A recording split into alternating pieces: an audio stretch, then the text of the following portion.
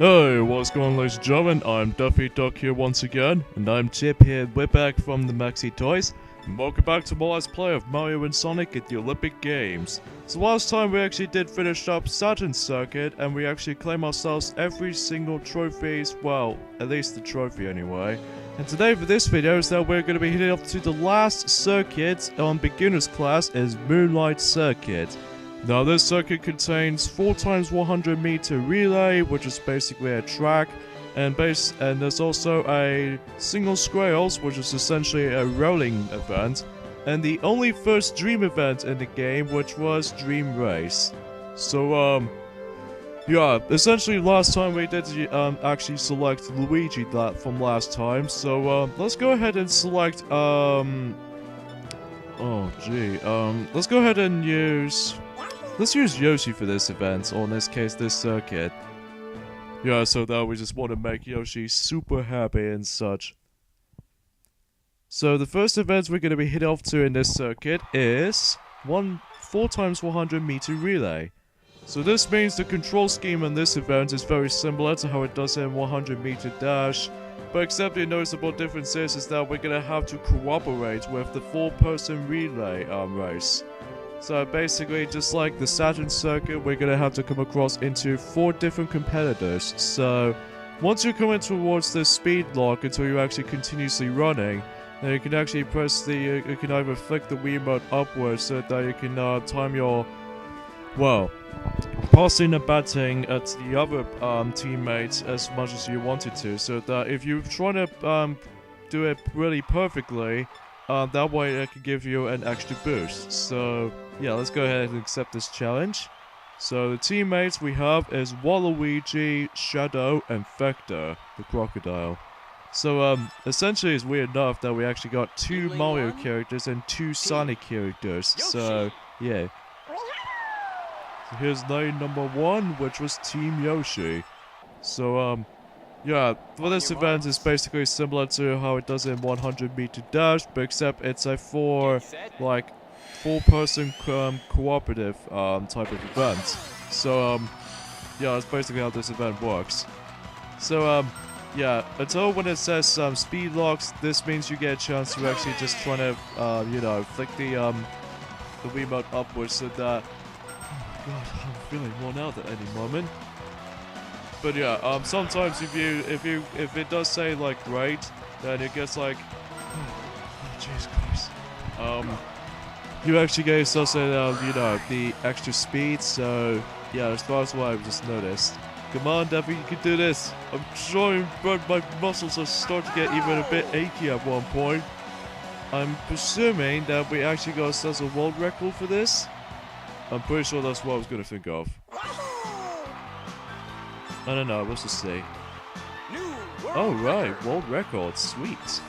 Yeah, considering how we actually got ourselves just only 1 grade, but at least we did pretty average. Yeah, as much as the fact that, you know. So yeah, that's how that event works. So a few things we want to mention about something, although before we do talk about some things, here we off to the next event in this circuit is Single Scales, which is essentially the rolling event.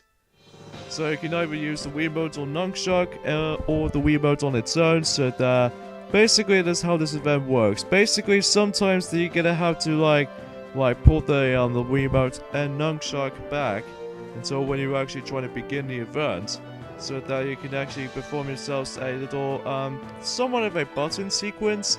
Like sometimes it gets like ZA or ZB or something like that. But if you actually use the Wiimote on its own, it doesn't feature the Z button function, so... Whoa, it looks like we're about to be competing every single girls, except Amy. Which is kind of weird, because considering how if we're going to be playing as Amy for this, but it turns out that we're going to be using Yoshi so that we're competing against with 2 Mario girls, and only 1 Sonic female, which was essentially Blaze the Cat. So anyway though, if you're using the Wiimote on its own, it's actually pretty easy, because sometimes that, you know, you only work up with 1 button and that's all you do. Now, after pressing one button or two buttons at the same time, if you're actually using the Wiimote and nunchuck combination, that way you can actually just shake the Wiimote down, so that if it does represent 3 notes, this means you're doing really, really well. And if it's 2 notes, it goes like pretty good. But then in the 1 note, it's basically pretty average. But then, as you can see, that if we get ourselves a red cross, this means we're temporarily slowed down.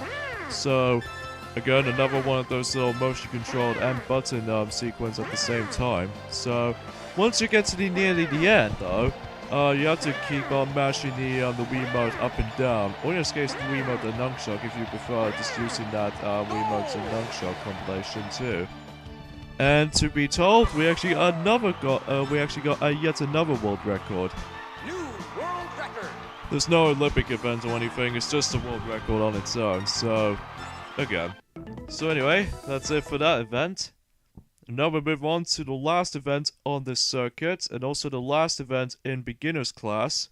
Now will have to be one of the first ever Dream events in the game, which was Dream Race. And this actually takes place in the Sand Hill track course.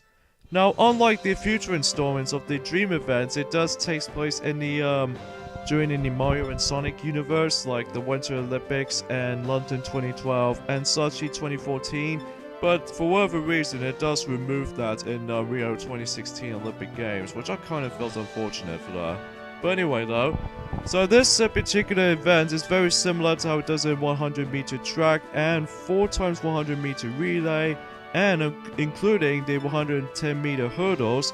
But except the noticeable difference is that we're going to be running across the track. I'm presuming that you're going to have to go through 4 laps.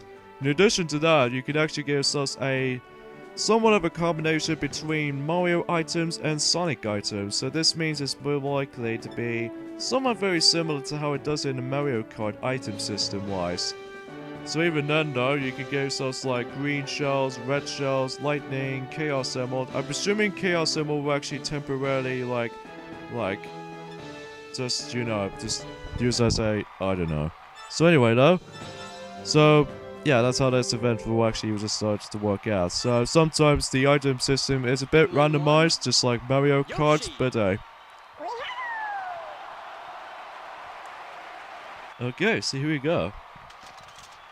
So yeah, unlike the future installments of the Mario and Sonic in the Olympic Games Dream events wise, if you've been following on London 2012 Olympic Games playthrough and Sochi 2014 Olympic Games playthrough, and including the original Olympic Winter Games playthrough, that all it gets in this game is basically it's just a sandy, or in this case a tropical environment or something like that. Although in Dream Race it takes place in the Sand Hill track course, which is basically essentially a desert, or in this case a Greek, or I don't know, basically just a little you know. So yeah, you're gonna have to run around the track for like 4 times, so that will actually give you like a little set of altitude. Now every time when you're trying to pass every single lap, everything about the track layout starts to change every once in a while. Like, for instance, with lap 3, which this means that will actually brings up some more sand involved, including some dash panels, including the most dangerous hazards, like if you get knocked over by the hurdle, you get temporarily slowed down, and as well as the egg ponds, which actually appears every once in a while, which actually, if you actually touch them, you'll get temporarily slowed down like this. So, yeah, that's how the egg pond works. So, sometimes though it can be pretty annoying sometimes, especially when those opponents can get even pretty lucky items. Like take for instance, some of these other opponents actually get a lot of boosts right here, because sometimes if these boosts come to distract you, you will basically just get slower every truly told. But if some opponents get the lightning bolts, it will get even temporarily slowed down. So yeah, that's how this event works. It's actually really a lot of fun though. So anyways, the award ceremony for Moonlight Circuit.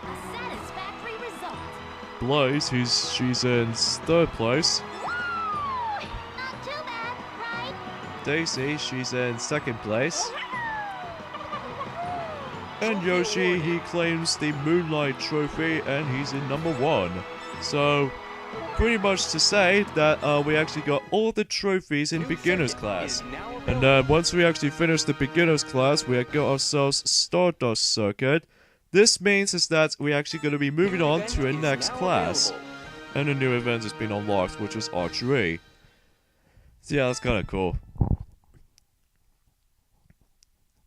So, I'm guessing that we're gonna have to finish this video just about right here. So, yeah, next time on Let's Play Mario and Sonic at the Olympic Games is that we'll be moving on to starting up the advanced class, which we're about to be hit off to Stardust Circuit, which, as far as I mentioned to you earlier, that the later, proceed, classes will get a bit more difficult later on. So, yeah, see you guys next time. Later, fellas.